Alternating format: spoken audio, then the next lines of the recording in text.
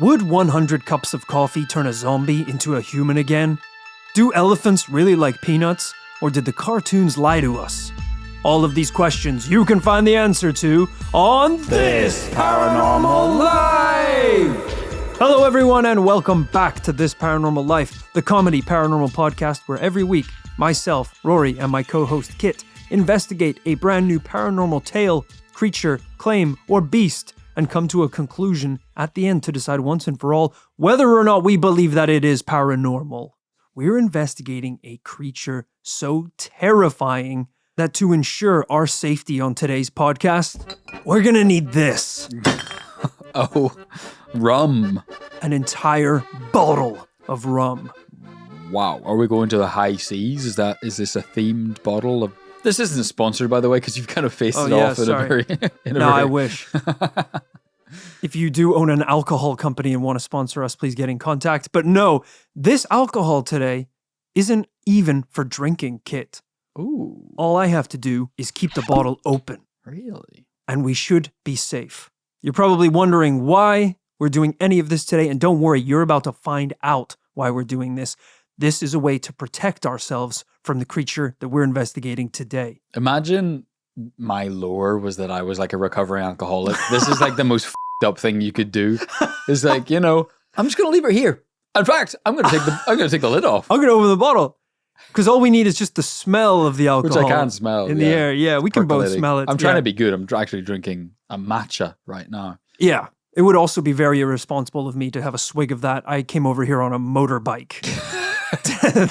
there couldn't be a worse way for me to conclude this evening than to drunkenly drive home at 19 miles per hour. You're already living pretty self-destructively as it is. We are going to find out why I've just opened... I crashed my car this week. We're not going to talk about that, but I already crashed my car this week. He actually did. He Sorry. Let me say that again. I crashed my wife's car into someone else. Yeah. Into a wall? Nope. Into my neighbor's car.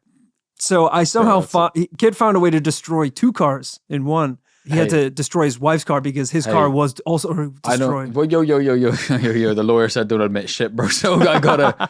No, yeah. I wish that was a bit. It takes a special type of driver to crash into a stationary car that no one was in. It wasn't a road incident. Give me the bottle, actually, because I'm just going to put the lid on it. I'm going to be on a bunch of money this December. I'm going to put the lid on it there. Hashtag pray for Kit. Hashtag prayers up for Kit. Hashtag free Kit. I'm just going to get ahead of the presumable court case. Hashtag free Kit. If you want to support Kit in all of his financial troubles, the best way to do so is to head over to patreon.com/thisparanormallife, support the show, get some cool stuff, get some bonus episodes and merch. But it's time to dive into... There was a fender bender, isn't that what Americans call it? I don't know, man. Let's start today's story. Link in the description for Patreon.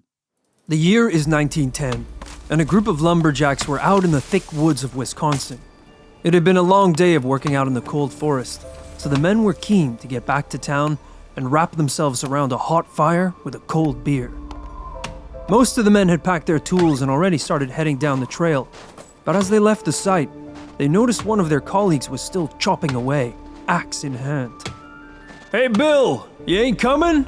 "Go on without me, boys. I got a little extra fight in me today." "All right. Just remember what we told you earlier. It's dangerous out here after dark. That's when those things come out." "Ah, shut it. I know a tall tale whenever I hear one." "It ain't a tale, Bill. You should be..." "I'll leave him alone. It's his funeral."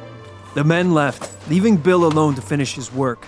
After another hour or two of chopping, it was getting pretty dark, so he decided to call it a day and join the men in town for a cold one. But as he packed his equipment, he heard a branch crack in the woods behind him.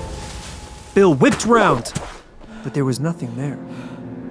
He cautiously returned to his packing, and then he heard the sounds of footsteps quickly rushing towards him. Bill whipped round again, but the forest was still empty. He tightened his grip on his axe. "Hello?" There was no answer.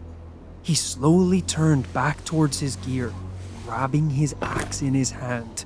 And just as he expected, as soon as his back was turned, the footsteps started up again, this time even louder and faster.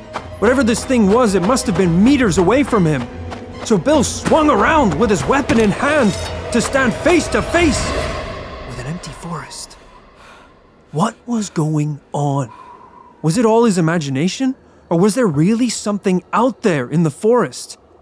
As Bill studied the woods in front of him, he spotted something strange poking out from a large tree. Peering out from behind the trunk was a dark figure with 2 piercing eyes. Whoa. Bill kept his eyes locked on the creature, slowly walking backwards through the woods all the way into town, because he knew the second he turned his back on this thing, it would start running towards him again. When Bill finally reached the rest of the men and told them his story, they already knew what he was talking about. Bill had just encountered the Hidebehind. Ooh, it's kind of all there in the name, huh? Yeah, a creature that cannot move while you look at it, but as soon as you turn your back, it is coming towards you. Yeah. Very terrifying. Yes. So you need, this is famously how tigers work, you know? Not true at all. This is famously how tigers work. It absolutely isn't, and I want to legally say that because looking at a tiger will not stop it. Well, it will. It will. You can watch yourself get destroyed if that's the case. Look, I'm legally because I crashed so the car thing, yeah. So I can say whatever I want. Don't worry your pretty little head about what I'm about to say. Because people can take my legal advice if they want, which is, I believe, in the jungles of places like Sumatra, where you find Sumatran tigers. Oh God, he doesn't even know the animal. Tigers! Isn't that a thing that they wear? They go into the jungle and wear masks on the back of their head so that when the tiger does stalk you, it thinks you're staring at it. That's pretty cool. So if you do see one, you can actually turn, and if you do see one face on, you can turn around and leave effectively without having to back out, I guess. Bet you wish that you'd had eyes on the back of your head when you reversed into your Toyota. All right. I'm pretty financially ruined. Kit tried to hide behind his garden hedge when the neighbors came out to check on what the noise was. And it's just the trouble is that I was driving my wife's car because my car needs a new gearbox, which I like. It's a whole other thing. It's financially just ruined me already. And then I'm trying to kind of muddle through that period, trying to get the car fixed and find a gearbox and stuff. And then this is all really not important. I crash my wife's car into someone else's car. So now I've gone from having to fix one car to somehow I've got to pay to fix three cars. Yeah, we understand the math. 3. We know how we got here. It's almost as if we were to chart a graph of how many cars I've destroyed on a day-to-day basis, we're trending in a poor direction. We're trending at 9 next week if I keep up the way I'm doing things. You've almost destroyed enough cars for you to be an entity we would investigate on the podcast. Yeah, like a mystery. Yeah, shadow being went out in the night, destroyed 3 cars. 19 cars and then, went home. Yeah, I'm actually going to keep the rum away from you, I think. I'm one of the Joker's goons. It's like, lock me up. Lock me up. I ain't safe. But all you do is destroy the cars of Gotham? Yeah. That's not too bad. Kid, have you ever heard of the Hidebehind? Nope. Gotta be, for a start, top 10 scariest names of any monster we've investigated. Yeah, it's inoffensive in a way that it could be kind of like a cool guy A24 horror movie, long legs. Yeah, Mr. Peekaboo or something. Yeah. The Hidebehind. The Babadook. He's always there. It kind of just is what it is. It's like calling a creature the Nightmare Factory. You know what you're going to get, and that's a bad time. Yeah. Had you ever heard of it? No, I hadn't heard of it either, which is only strange because this creature, the Hidebehind, is actually one of the many fearsome critters of North America. Oh, ooh. Yeah. Thank you for tuning in this week. It's been an awesome podcast. We'll be back. I promise. We'll be back next week. As soon as you, blink and we'll be back next week on Tuesday with a paranormal tale. I don't know why Kid is so down on this. For those of you who don't know, the fearsome critters refer to a special collection of cryptids and monsters that were said to terrorize North American logging camps during the turn of the 20th century. And that sounds great, but we have already talked about these guys, and you led with presumably the best one a while back with the fantastic case, no one's putting it down, investigation into the wind tosser. Yes, the wind tosser, one of my favorite cases we've done recently. One of my least favorite. So then I'm assuming that, the Hidebehind, it's not a D1 draft pick of the fearsome critters. I know that you're down on the fearsome critters, Kit, but actually, did you know that the Mothman and the Jersey Devil are considered fearsome critters? They're part of the collection. Also the Hodag. Interesting. It's kind of like apes and monkeys, It's like not all cryptids are fearsome critters, but all fearsome critters are cryptids. Do they make the classification of fearsome critter? Yeah. I really wish whenever they had brought Pokemon to North America in 1995, they had renamed it. They were like, Pokemon, sounds Japanese. We're not really sure people are going to go for it. We're thinking fearsome critters. We changed the kid's name from Ash to Brian. Brian and the fearsome critters. Well, it's only weird because wasn't it in Japan, it was called Pocket Monsters? It was English. Really? Because Yeah. Pokemon is short for Pocket Monsters. That's for sure. I don't remember then. But yeah, no, I could believe it. I get what you mean because a lot of the fearsome critters that we've investigated have had very silly names. So imagine my surprise when I realized one of them is called the Hidebehind. Yeah. They really snuck that in there. Yeah. Scary stuff. I know what you're saying. Yeah, it's kind of like the handbook of fearsome critters. Like this one is like a hedgehog crossed with a hummingbird. Oh, it'll sneak up on you when you're cutting down a tree. This next one is the physical embodiment of malice in the human spirit. Yeah. And it will seep into your dreams, and then it'll poison your children's minds while they sleep at night. It's like, Craig, I think that's... Make a new list. Volume 2, I think, of the fearsome critters. For sure. Let's get back to the wind tosser, which is a little scamp that looks like a log. Yeah, exactly. Exactly. Now, some say the stories of these horrible beasts were just ways to pass time or even mess with newbies on the site. But others believe that this was a period of time where these men were venturing into unexplored woods and discovering real cryptids previously unknown to humans. Now, it's not hard to imagine how the Hidebehind got its name. As we learned from our story at the beginning, this creature slowly approaches its prey while their back is turned.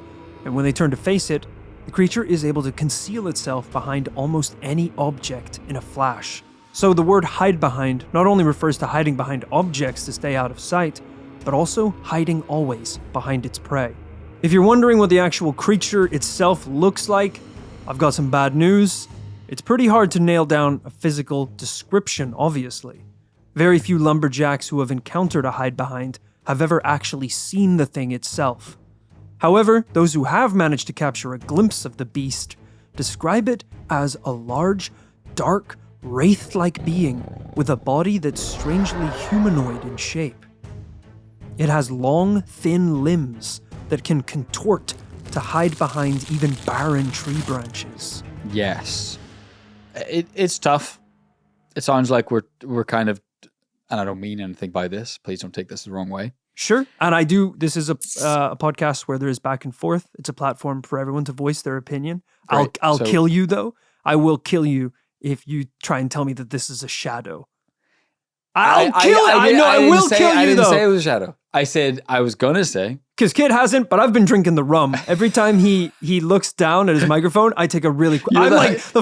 behind the drinking alcohol. I've been hiding behind the bottle for about 9 years. So I'll just warn you, I am feeling fighty. So all I was going to say is that it sounds a little like trying to describe a shadow. Okay. I didn't say it was a shadow. I didn't say, do you fair. think we're dealing with a shadow? That's fair. I No, say I that, appreciate and I wouldn't say that. Unless, just kidding. In one case, a witness reported that the Hidebehind concealed itself behind a 10-inch tree. Yeah. Pretty intense. So, yeah. This thing can hide behind anything. Which, yeah, and I'm going to give you the benefit of the doubt because I think for the continued existence of the podcast, I don't have any other choice. Yeah. We're not there yet. You can criticize it at the end. To some extent, does the physical description matter when we might be talking about something? I mean, you mentioned a wraith, which is kind of getting into ghostly spirit territory. This thing might be able to just take whatever form it kind of wishes. Yeah, and I think that is a possibility because we do have one old-timey illustration of the creature that I believe came from one of the Fearsome Critter books released in 1939. Mm-hmm. So it's a pretty old drawing, but around the time where people did believe that this monster existed. And let's just say the drawing of the creature doesn't quite match the general description of the creature. Okay. I'll show Kit right now. That's unfortunate, but it's a dog humping a tree. No, it's not. This is a beast. It really is. Look at the claws. The purport. Look at the claws. I'm not saying this is what the Hidebehind looks like. I'm just saying this artist's interpretation. They got their dog to pose Rose style in Titanic for this drawing. Listen, lying back on a. You told a man. You asked a man to draw the Hidebehind. Well, yeah. How's he gonna draw it? It's hidden behind. It's just I would have said take another pass, guy, because people are gonna say this thing's called Mochi. Luckily, there is a popular cartoon that I haven't watched. Are you familiar with Gravity Falls? No. It's like a newish cartoon, I think the last 5 to 10 years. Got it. They actually did an episode that featured this creature, kind of like a nod to the old cryptids. Okay. And their depiction on the show much more closely resembled the description of the cryptid in these old-timey books. So for the sake of you actually understanding the way this thing is described, I've also included a picture of the creature from that cartoon. Oh, super. Okay, let's see that. Yeah, this isn't good for kids. Oh, yeah, I do know that show. I recognize the little guy. The little dude with a hat. Yeah. But this is really what we're talking about today. It is kind of I won't say shapeless, but a humanoid figure that presumably whenever you look in its general direction, it's able to contort its Slenderman-esque body to hide behind any kind of trees and shapes in the woods. It's scary as shit looking. Give me that bottle. I'm going to deal with that. That's what we're dealing with today. Well, actually, yeah, okay. Kid is opening up the bottle of rum, which I'm worried about because I know you have to drive later. I'm not allowed to drive anymore. I lost my license. Well, I saw your auntie's car in the driveway, so I presumably... Yeah, I told her to keep the car running. I'll be done in like an hour. I've lost my license. I can't drive. So I'm anybody's. I can drink all I want. The other reason, Kit, why there are not many physical descriptions of the creature is that anyone that's even gotten remotely close to this thing has been obliterated. That's not true, because we heard the story. I said almost everyone. Yeah. Almost everyone. This cryptid does not around. That's probably why he doesn't want to be seen, because he's doing some really bad stuff. The Hidebehind loves intestines. Those are his favorite thing. According to legend, if a Hidebehind ever got close enough to you, it would rip into your intestines and eat them straight out of your body, often so quickly that you would still be alive in the process. A reminder, this is on a list of creatures that involve the snallygaster, the squonk, the squid-quo-squee, and a lot of monsters that don't even attack humans. Yeah. And then they just throw in this one. This is like having a scoutmaster called Mr. Diddle. Okay, no. It's like, I'm sure the rest of them are fine, but that name alone, I want him in a different place from the children. But yeah, this is kind of black bear territory, just eating you while alive. Yeah, just going to town, which I kind of respect because at least this creature sounds like it's doing it for survival. It wants to eat humans. It's not inherently evil or malicious. It's not doing it because it's an evil entity. It just loves the taste of intestines. Why are you doing PR for the Hidebehind right now? Listen, the Hidebehind, sure, did it eat the intestines of an entire school bus full of children? Yeah. Yeah. That's in his nature. Sorry to quote Lady Gaga, but he was born that way. Would you arrest a fish for swimming? You wouldn't. That's what Einstein said. Would you arrest a monkey for eating a banana? You wouldn't. That's right. What if the monkey thought a cop's gun was a banana and it pulled the banana from the holster and accidentally hit the cop with a bullet?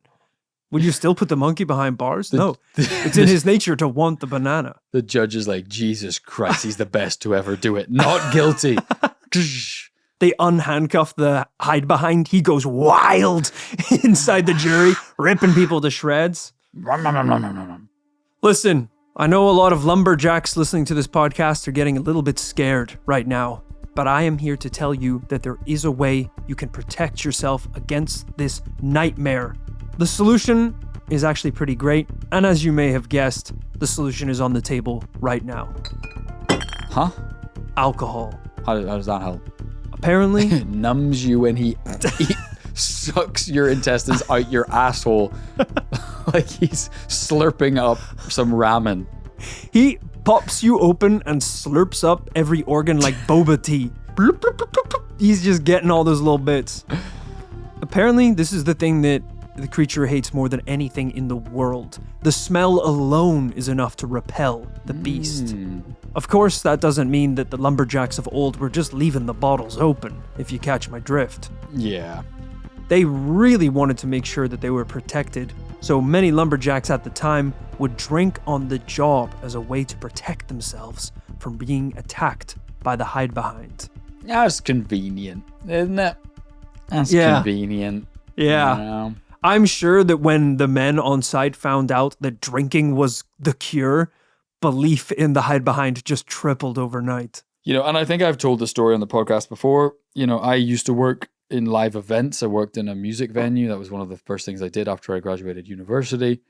And this is just a little example of what people do, young men do in particular, when given an inch, they will take a mile. Because our boss used to say to us, hey, guys, I know the elephant in the room here is we work in the music industry, guys. We're working late nights, we're working at gigs, we're working at parties, we're working with crews from all around the world. Yeah.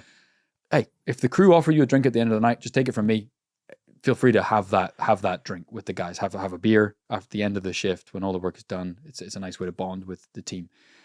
We started drinking heavily from the start of the shift, continuously through the shift to the end of it, and then kept the party going. Yeah, because you're allowed to. Because what we heard was you have carte blanche to go Kate Blanchett mode. There is truth in that saying. I gave my ex-wife an inch and she left by a mile. So, I don't know if that's the same thing. I think that's what the saying means, right? Just an inch. I guess she did want more than the inch is the point. Yeah, you know? Exactly. So yeah. So she left by several hundred miles actually, now that I think about it. It's hard for me to tell. She blocked me. She was like, I'm not even a size queen, but I draw the line at sub 3. She blocked me on christianmingle.com. Just she was like, I thought love was true regardless of physical stuff, but sub 3 is You have an innie. I didn't know it was possible. It's like rolling 1 pennies into one of those 2p slot machines. It's just like, bro, buddy, you can try as many times as you like. It's not touching the sides. It's just has no impact. The system was not built to accept something that small. You know, no prize for you. Ah, Lord. Maybe this is why belief in the Hidebehind was such a popular thing, because if men claimed they did believe in it, they were allowed to drink on the job. Everyone's had those jobs before where they're like, the boss is like, oh, do you smoke cigarettes? And you're like, no. And they're like, okay, if you do, then you get to, for some reason, have a break every 30 minutes. Yeah. Instead of just the lunch break. Yeah. Oh, you need food to survive? 15 minutes every 7 hours for you to eat food to survive. Yeah. Oh, you smoke? Oh, just hop out every 20 minutes. Anytime. Because I smoke and we all smoke. So that'll be great. Yeah. Yeah. Yeah. Just literally anytime you want. So if you were a lumberjack and you were like, pass me one of those Bud Lights. Whoa. That's actually a protection shield. But you said actually you don't believe in the Hidebehind. So I guess you're fine. You don't need any protection. They're like, they're doing buzz balls in the forest. They're shaking cocktail shakers. And the boys are getting a round of espresso martini. Keep us going for the next couple hours. Now, a lot of the time, Kit, when we investigate these old fearsome critters, the legends really dry up along with the existence of the lumberjack industry. But you'd be surprised to hear how many people grew up today still hearing about the Hidebehind. For example, I found one post on Reddit from an individual who said, "My grandmother, who was born in Maine, used to scare me as a child by talking about a creature that she called the Hidebehind. She never gave too many details, but she'd say things like, 'Don't play outside too late, or the Hidebehind will get you.' And, 'He's always behind you, but you'll never see him.'" Weird shit to say to a child. Yeah, don't love he's always behind you. I thought that this was just something that she made up, because I'd only ever heard about it from her and occasionally my father. Eventually, my grandfather passed away, and I started growing up. After a while, I had pretty much completely forgotten about her stories. A couple of years ago, I fell in love with a beautiful girl and moved in with her. While I was unpacking one day, I started putting some of her things in the corner behind the bedroom door. And that's when I saw a print of an artist's painting that she owned. It was a Hidebehind. I got goosebumps as I immediately remembered all the stories my grandmother would tell me, realizing she hadn't made them up. I thought that story was very cool. Hearing these legends as a child that you thought was unique to your own family, and then one day, that's horror movie shit, taking paintings out of your girlfriend's boxes and seeing a painting of the nightmares you used to have as a child. Yeah, paint something else. Yeah. Paint something else. Hang something else up in the house.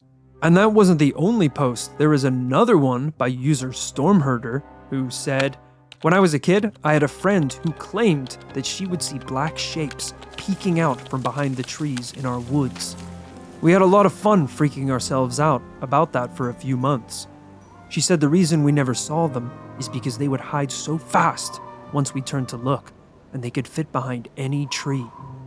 My brother's friend also claimed that he would see them, and we would all scream and hide and run around at night. We came up with a very creative name to call them, the Black Things." I only found out about the Hidebehind a few years ago, and all of those memories came rushing back. Maybe this is some undiagnosed psychosis, you know? What do you mean? Yeah, I'd be careful, because if you're saying that it isn't real, you don't get to drink with me anymore. That's it. No, I'm not really being serious, but I do think there are psychological conditions in which it's very much seeing faces or people or things in the corner of your vision that's not quite there. Yeah. That you think you see something, you turn, it's not there.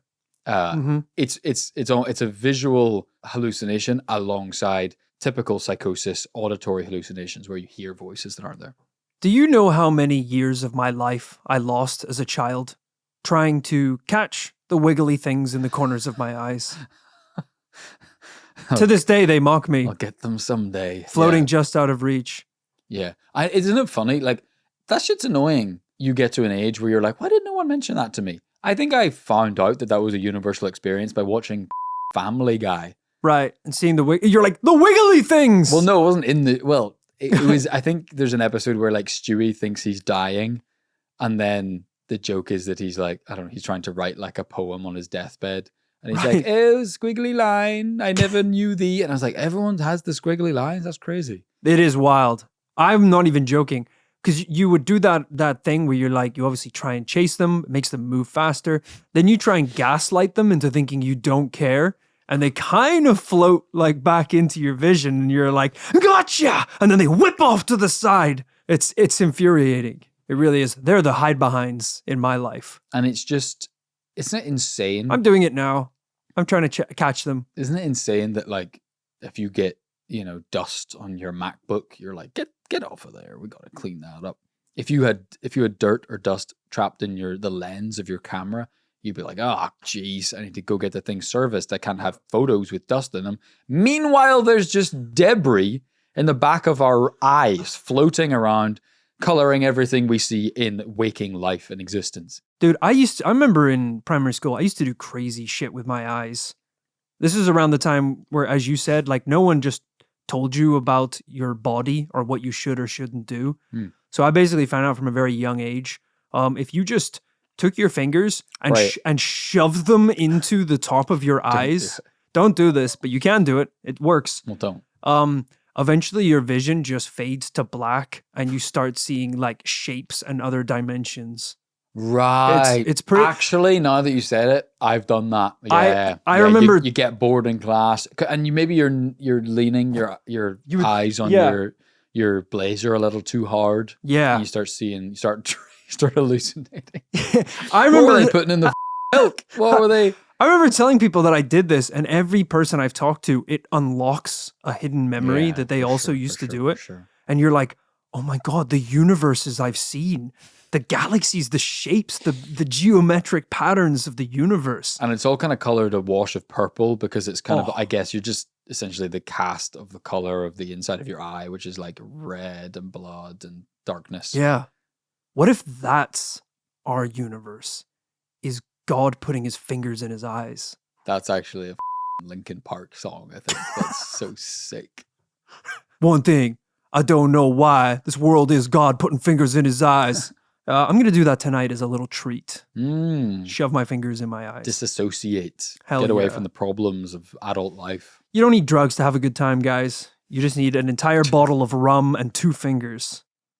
That sounded weird. Don't clip that out. Jesus Christ.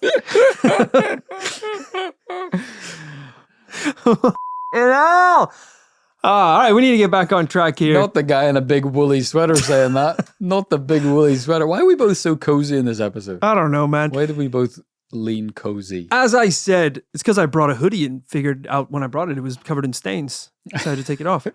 Don't say that after the 2 finger stuff. As I said, the Hidebehind is one of many fearsome critters, a lot of whom we've covered on the podcast before, like I said. Typically, the older and less known critters are much more lighthearted. They've got sillier names, and many of them don't even attack humans at all. They're just pretty chill guys. In some cases, they're actually scared of humans, like the squonk. This is why I was so surprised to read the list and hear that a creature known as the Hidebehind was on it. That made me wonder, could there be a fearsome critter even more terrifying that we hadn't heard of before? So for once, I actually checked out the full list. And let me tell you, I found a couple. Let's start with old spider legs. Yeah, sure. Have you ever heard of this creature before? Yeah, you might have mentioned it, yeah. According to cryptids.fandom, old spider legs is a fearsome critter sighted in America during the 19th century by, of course, a lumberjack. According to the witness reports, as he was traveling through the forest, he heard a quick galloping noise. It was then he got a clear sight of a horse that had 8 legs positioned like a spider's legs. Wow. He chased after the beast, but he couldn't keep up and soon lost sight of it. Many have heard the creature since, but none have seen it again. Problem is, these guys are so busy trying to protect themselves from the Hidebehind, they are no longer good paranormal witnesses on account of the booze. Yeah, oh yes, but I do want to say... Chapter 1, the Hidebehind. Chapter 2, woo! We're partying. What's this book about again? The booze is only the cure for that individual fearsome critter. I know, but you just told me they've been drinking every day since. I don't think you're going to be protected by old spider legs by drinking a Miller Lite. No, but I'm saying you're not going to know what you're looking at. It's not the same It's not the same people. It's just lumberjacks in general. All right. Okay, I can tell Kit is not into the concept of a horse with 8 legs that moves like a spider. I just think we'd know. They're pretty big. Right. It's one thing if you've got something like the Hidebehind, whose whole shit is that he's kind of invisible. Yeah. Horses are loud enough with 4 legs. Yeah. They're pretty easy to spot. If this motherfucker is walking around like Doc Ock from the Spider-Man series, we're going to know about it. Yeah. And like, horses don't hide at all. If anything, when you do see them in the wild, they're galloping around, they're being majestic. Yeah. We're looking at them. It's true. I think I'm safe with you. I don't think we need to come down on conclusions for all of these, but old spider legs is a no. Right, sure. Here's another terrifying, fearsome critter from the list. The Funeral Mountain Terrashot. Yeah, we must have gone through the list at the time because these all ring slight bells. I don't think we've covered either of these two. Huh. That's pretty crazy sounding.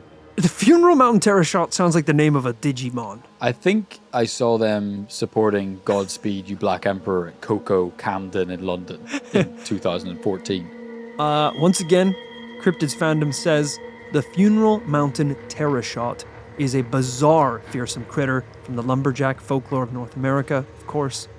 It has a casket-shaped shell, which is 6 to 8 feet in length, and long, wobbly legs that cause the Terrashot to sway uncertainly from side to side and forwards and backwards as it travels along. What the heck? Yeah, this is essentially a casket for a human body, but with legs, like wonky legs. This is like the later series of Pokemon when it was like, this is Ice Cream Mon. Yeah. He's a ice cream. And when he evolves into a double scoop of ice cream. It's like, hell, really? Man, we've fallen a long way. We have. Luckily, I actually have an illustration of this creature as well, Kit. Okay. This is actually a photo depicting some Western gentlemen, I guess, encountering it and trying to attack it with weaponry. Wow, there's a lot of them. Yeah, they're walking in like a line, like a herd. What? Yeah. Okay. For anyone not looking, they are much more animal-like than I was expecting. I was expecting something more inhuman for some reason. They have a little face. They have a little Donald Duck ass face. Yeah, kind of like a little cartoon animal. Yeah, body casket-like, but not necessarily literally a casket. Just kind of big, blocky. I mean, it looks like a little kid tried to draw a horse and it. Absolutely it. Yeah. Or just a frog combined with a horse. It's weird looking, man. And they're walking down from what I assume is Funeral Mountain, which does make sense if you're a walking casket. But that is not a nice sight to come across. You know, we've talked about individuals who sometimes when they are lost in the woods, the desert, or the icy tundra, they see the third man, a guardian angel figure that appears to them and guides them towards safety. If you are in the woods and you see a walking casket coming towards you, you're like, oh brother, I'm cooked. I'm done for. Yeah, I'll just lie inside you. You take me away. You're like, let me hitch a ride, brother. Just open up that casket, I'll hop in.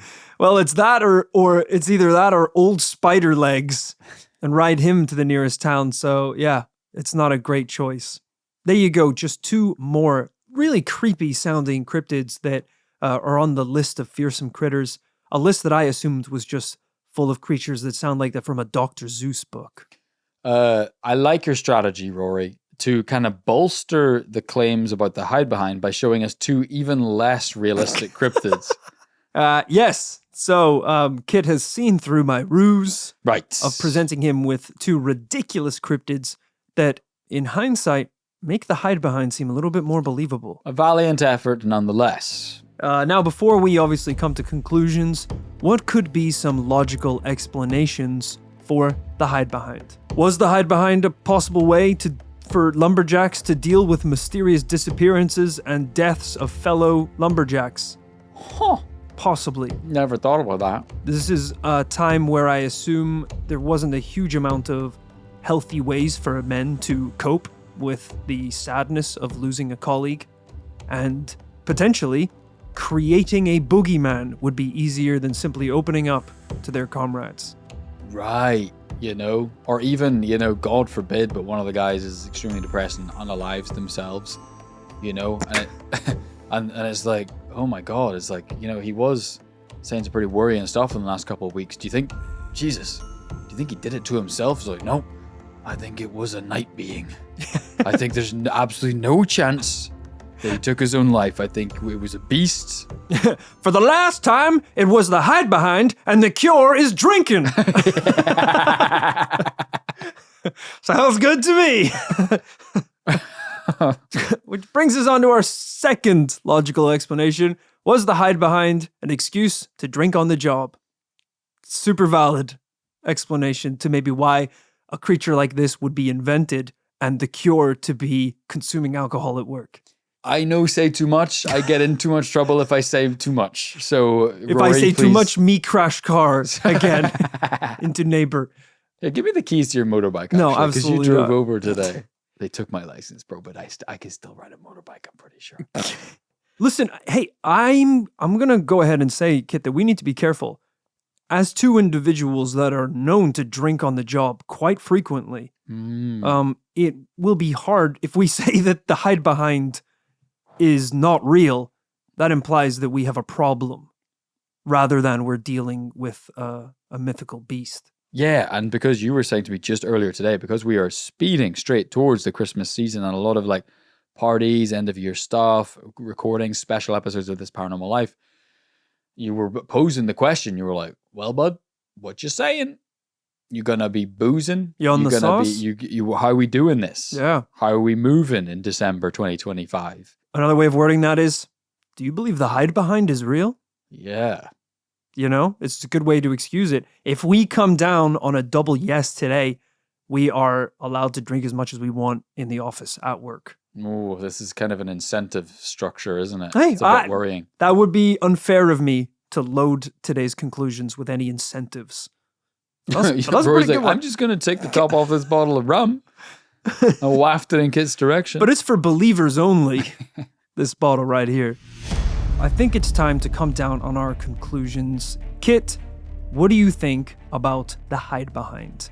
Possibly the most terrifying sounding fearsome critter we've ever investigated. One of the most elusive cryptids in general we've ever investigated. That's kind of its reason for being, its raison d'etre. Yeah. I do think it's quite interesting and poetic and genuinely interesting that the most intriguing and best examples we've seen of the Hidebehind today are very artistic interpretations of it, which you can maybe tell where I'm going, leads me to wonder about it as a, I don't want to say figment of the imagination, where he's reaching for the alcohol. I'm just moving it to my side of the table. But because as I was abundantly clear, those who believe get to drink at work. I'm not hankering currently for room temperature straight rum. Well, this is all I could get my hands on. So I'm just saying that I think it's actually a pretty admirable side of the story, that it is potentially testament to the human imagination itself, how interesting a being it is, how cool it is depicted in the media, in film and in animation, as with the kids' TV show. That is where it falls down, is actual eyewitness accounts, physical evidence for its existence, and the kind of other hallmarks of a physical paranormal experience that we look for. Right. It is not great that the only official illustration of the creature from the time is a drawing of a dog shagging a tree. I'm just glad that you can say that. Yeah. That's good that we've got there, because I think the people who are seeing the video of the podcast were probably on my side with that one. Yeah. I think maybe a lot of the audio listeners to this point were kind of maybe on Team Rory. Don't Google it. Don't look it up. It really is just a dog standing up on all fours, having sex with a tree, it looks like. I'm sure that was their best attempt at drawing whatever this monster is, this wraith-like creature. Yeah, it was like whenever they asked the Victorian guy to draw a hippo, and he had never seen a hippo before. Yeah, it looks ridiculous. But listen, I think there's maybe just a few too many red flags in today's story. One being that this creature is essentially a shadow. Lumberjacks at this time were working in kind of spooky fields, literally, where there were probably a lot of shadows and twisted branches and mysterious noises late at night. So I think without any physical evidence, it's going to be hard to ever prove that this thing existed. And also, it just so happens that the cure is drinking. The way to defeat the monster is drinking at work on the job. I mean, hey, it sounds like my kind of cryptid, but I don't know if that necessarily helps me believe that this thing is real. Yeah, I think the only way the details around this cryptid could have been any more convenient for this man if the cure had been having sex with supermodels. Right. But they kind of made do with a cure that was kind of on hand and available to them and possible. Yeah, it's insane. The only way to beat it is a cigarette and a blowjob. In that order. Damn it! In that order. Curse you, beast! Curse you! Wait! I think I heard him. Pass me the Marlboros. The other lumberjacks are like, do you want me to suck your dick? Like, who do you think is out here with you? No time. Doesn't matter. Gotta be quick. Gotta be quick. Yeah. Listen, I want to say yes because, as I said, claiming that this thing is real means that I have further permission to drink on the job. But I'll be real with you. I didn't know this thing existed last week, and I've been drinking on the job for 9 years. So I think it's safe for me to continue to say that I believe that this is a no this week. It's a double no. Damn it! It is unfortunately a double no. Oh, zip. Zip up my jeans. Cigarette back in cigarette packet. Oh. But hey, I love investigating the fearsome critters of North America. Let me tell you, Kit. Sounds like we're not done. Sounds like we're not done with that book. We are not done. There are so many more creatures on this list in this book that we have never covered before. I swear every time I Google it, like 6 more have been added in the last week. You know, Kit's done. Yeah. Kit is done. But Rory is not yet done. Not yet done. You know, over on Patreon, that's where we do a bunch of cool extra episodes. We do bonus episodes, after parties, and one of the fun extra episodes that we did was World's Shittiest Cryptids! Cryptids. Where we put a list together of some of the least terrifying, worst cryptids you've ever heard of in your life. And let me tell you, researching the list of fearsome critters, I think we could go for round 3 of World's Shittiest Cryptids. Yeah, I think you're not wrong. Yeah, that IP probably needs revived. There's a snake that eats its own tail and becomes a hoop that rolls down hills. You do have to love the creativity of it all. Yeah. Some really great stuff in there. Stuff, yeah. And like, these aren't imaginary creatures. Well, they are, but they're documented in the sense that there was a time where books were written warning explorers and lumberjacks in North America that these creatures existed in the woods. It was a different time. It really was. So we're not done with the fearsome critters, but we are done with the Hidebehind. Let us know what you think about today's story. Let us know if you have ever stuck your fingers into your own eyes to the point where you saw other dimensions. It's true. If you want to leave a comment, you can do that pretty much damn well near anywhere. The podcast is on Patreon, of course. You can get that ad-free on patreon.com. There's a community over there. You can drop a comment. But I think if you're watching this on Spotify right now, you can drop a comment. Same thing over on YouTube. There's never been a more community-forward, engaged time to listen to this Paranormal Life. So wherever you listen, tap in with the community below. Unless they're being mean about us, in which case it's on site. All right, drop a pin. Kid is right, especially as we approach December, where we have so many fun things planned. We have our special Q&A end-of-year bonus episode where we answer, roughly 100 different questions from the community, and we also crack open. Well, we drink on the job. All of December, the Hidebehind is real. We're drinking on the job, no hide behind. Let me tell you, we have fun extra Patreon stuff and Christmas-themed episodes. It's going to be an absolute blast. Stay tuned. Tune in every week to TPL and join the Patreon. Not only do we have physical prizes that you can get over there on certain tiers, but you also have the option to gift someone a Patreon subscription, which is a really cool thing that not a lot of people know about. Maybe it's a last minute. Maybe we're heading towards December. You don't have time to pick up some gifts for your friends, but you know they love this Paranormal Life. Why not give them a subscription to the Patreon so they can access hundreds of hours of extra content? Nice idea. Very nice idea. And of course, at the end of every episode, we like to give a special shout out to the people that support us over on Patreon. That's what we're going to do right now. So thank you to Nicole Ann. They see Nicole Ann. They hating. They say Nicole Ann. Yeah, sorry.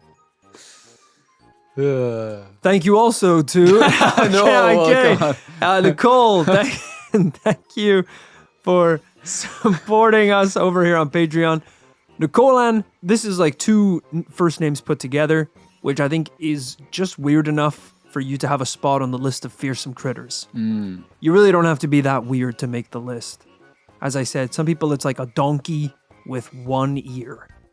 And they're like, that's on the list for sure. The wonky? Yeah. Yeah. They're making the list. So Nicolan. Yeah, these lumberjacks in the 1800s or whatever, they hadn't seen a lot. So a human person with 2 first names, they would have been smacking their knees. Well, now I've heard it all. Yeah. Nicole and smoking reds, unzipping their jeans. Whoa. Just at your sight. Oh, Jesus. Because that's how you get rid of the monster, if that wasn't clear. Yeah, make that sure. Clear. That sounded bad. I still want to bring the jeans stuff back. Nicole, thank you for your support. We appreciate it so much. Thank you also to Jacob King. Whoa, we're going to need to drop that title right there, bud. Okay. I think, just Jacob going forward. We don't have a lot of stuff here in the commune, but we have customs.